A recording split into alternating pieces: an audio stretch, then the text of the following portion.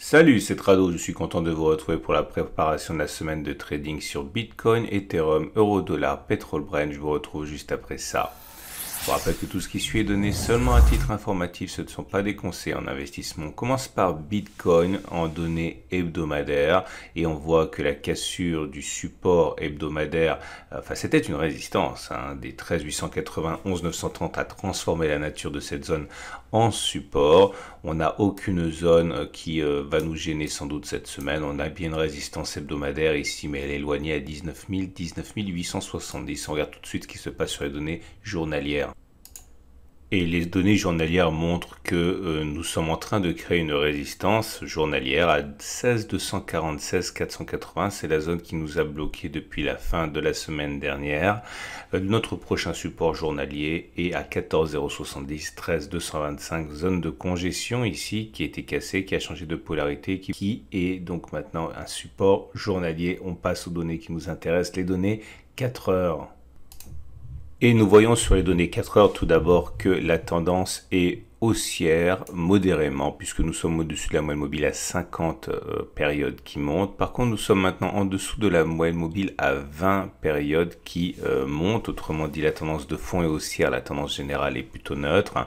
Il demeure que globalement ce n'est pas baissier et que globalement c'est haussier. Les traders traditionnels aiment bien trader dans le sens de la tendance, donc ils chercheront a priori des signaux haussiers lorsque l'on cassera des résistances ou lorsque l'on reviendra sur des supports. C'est le cas de ce support H4 des 15 608, 15 965. C'était une zone de résistance qui a fait son travail, qui a été cassée, qui a changé de polarité en devenant support. On le voit aux tentatives de rebond depuis que l'on sollicite cette zone et c'est en cours depuis samedi.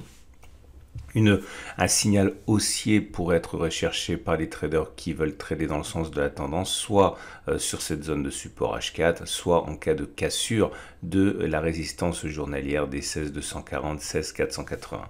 Maintenant, ceux qui préfèrent trader contre le sens de la tendance et trader donc à la baisse, attendent au moins que l'on revienne sur une résistance tracée sur les unités de temps supérieures, censée être plus solide, donc un retour sur la résistance journalière des 16 240, 16 480 et un signal baissier de qualité pourrait être mis à profit par les traders qui veulent vendre.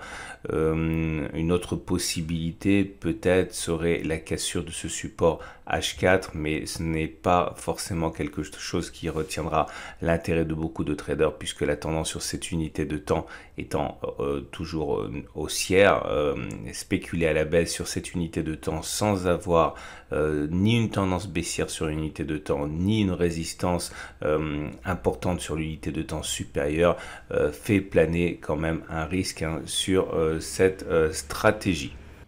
On passe à Ethereum en données hebdomadaires et contrairement à Bitcoin, nous sommes sur une zone de turbulence. C'est une zone de résistance hebdomadaire à 404-490.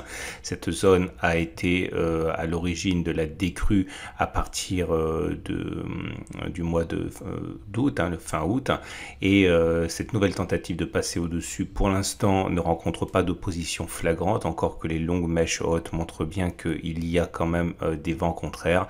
Nous avons un support hebdomadaire à 311, 363, zone qui a été résistance, qui a été cassée, qui a changé de support et sur lesquels on a rebondi à plusieurs reprises en descendant sur les unités de temps journalières. Et sur les données journalières, effectivement, la résistance la plus proche est à 484-490, qui est à l'intérieur de la résistance hebdomadaire qu'on a mentionnée précédemment.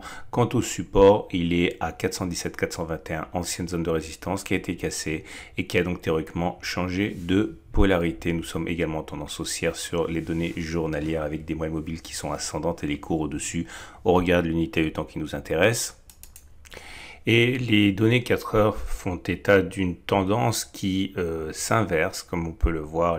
Les cours passent en dessous de la M20 qui descendent et en dessous de la M50 qui monte encore pour l'instant, ce qui signifie que la tendance de fond est neutre. Par contre, la tendance générale est déjà baissière. C'est normal, on l'a dit, on avance en terrain adverse, puisque cette grande zone grise est une zone de résistance hebdomadaire. Dans ces conditions, il est difficile de trader puisqu'il n'y a pas véritablement de tendance. tendance elle est en cours d'inversion. Ceux qui veulent donner la priorité au trade haussier attendront sans doute que l'on revienne et que l'on casse la résistance journalière des 484-490. Une fois les obstacles levés, la progression pourrait être plus importante.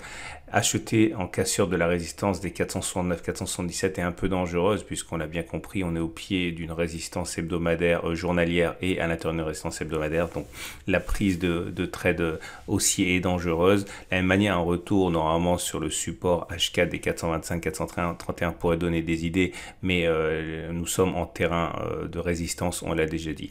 Maintenant, ceux qui veulent spéculer à la baisse peuvent sans doute chercher des signaux dans toute cette zone grise, en particulier la zone orange ou la zone bleue ici, qui pourrait être défendue puisque nous sommes encore une fois dans une tendance qui est en train de s'inverser et si on arrive dans la zone orange, quelle que soit la tendance, il faut savoir que c'est une résistance sur les unités de temps supérieures, donc qui risque de poser problème aux haussiers.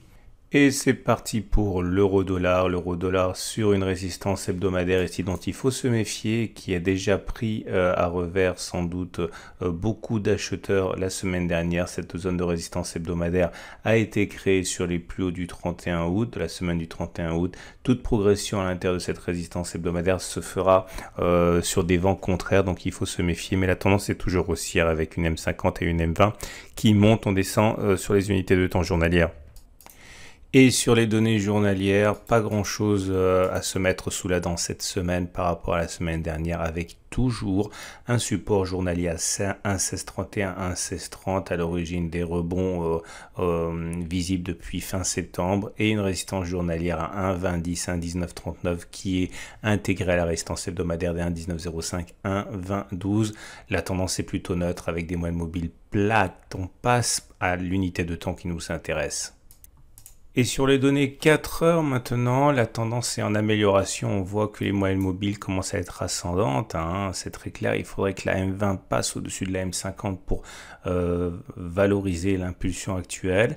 Dans ces circonstances de tendance plutôt haussière, les traders cherchent avant tout des signaux d'achat et un retour sur le support H4 des 1,1771, 1,1745 pourrait être justement l'occasion pour certains de trouver les signaux haussiers qui les intéressent. Normalement, je dirais qu'une cassure de la résistance H4 des 1,1919, 1,1887 pourrait également attirer les traders haussiers, mais c'est oublier que nous sommes au pied d'une résistance dont on a vu qu'elle avait martyrisé les haussiers régulièrement. Donc c'est sans doute en clôture au-dessus de la résistance journalière des 1,2010, 1,1932, 39 que beaucoup de traders chercheront à récupérer les bienfaits d'un signal haussier. Ceux qui veulent par contre spéculer à la baisse doivent savoir que toute cette résistance journalière et résistance hebdomadaire, donc globalement elle est à 1,1905, 1,2012, correspond à une zone où les traders baissiers cherchent à entrer sur signal de qualité ou alors éventuellement en cas de cassure du support H4 1,1771, 1,1745 à condition que les moyennes mobiles soient devenues baissières, gage d'une tendance descendante. Et on passe au pétrole Brent et le pétrole Brent n'est pas bien orienté, bien au contraire avec des cours toujours sous la M50 qui descend, mais la résistance hebdomadaire à 50,53 le baril et le support hebdomadaire à 19,25 sont suffisamment éloignés pour qu'ils ne posent pas de problème à court terme. On descend tout de suite sur les unités de temps journalières. Et sur les données journalières, la tendance là aussi est difficile à établir avec des moyennes mobiles qui sont plates. On est au-dessus, donc il y a un petit avantage haussier, mais l'inclinaison des moyennes mobiles n'est pas haussière elle-même. Néanmoins, la résistance des 45, 40, 43, 89 pourrait poser problème. Elle posera sans doute problème sur les unités de temps inférieures. À noter le prochain support journalier à 41,05, 41,62 qui devrait intéresser les acheteurs. On descend sur les unités de temps 4 heures. Et les données 4 heures, justement, nous enseignent que la tendance est mollement haussière avec des cours au-dessus de la M50 qui monte, mais en dessous de la M20 qui descend. Donc la tendance de fond est toujours haussière, mais pas la tendance générale. Si on considère que la tendance est toujours haussière et qu'on veut se mettre dans le sens de cette tendance, peut-être qu'un retour sur le support journalier des 41,05, 41,62 le baril pourrait être le théâtre de recherche de signaux haussiers, ou alors, encore une fois, la cassure de la résistance résistance journalière des 4540, 4389, donc clairement en clôture au-dessus des 45-40, on devrait normalement avoir des comportements moutonniers qui consisteront à saisir les signaux haussiers. Par contre, ceux qui veulent spéculer à la baisse attendent sans doute encore une fois un échec sur la résistance journalière des 45-40, 43-49, comme ce qui s'est produit aux alentours du 11 novembre, hein, puisque cette zone s'est révélée effectivement plus forte que la tendance qui était haussière en données 4 heures. Voilà ce qu'on pouvait dire pour ces 4 marchés. Je vous invite à regarder à la suite l'analyse technique de moyen terme pour les indices. Il y a du neuf et également la matrice de préparation de trading pour les indices, pour l'équivalent CFD du CAC, du DAX, du Dow Jones, du Nasdaq. À tout de suite.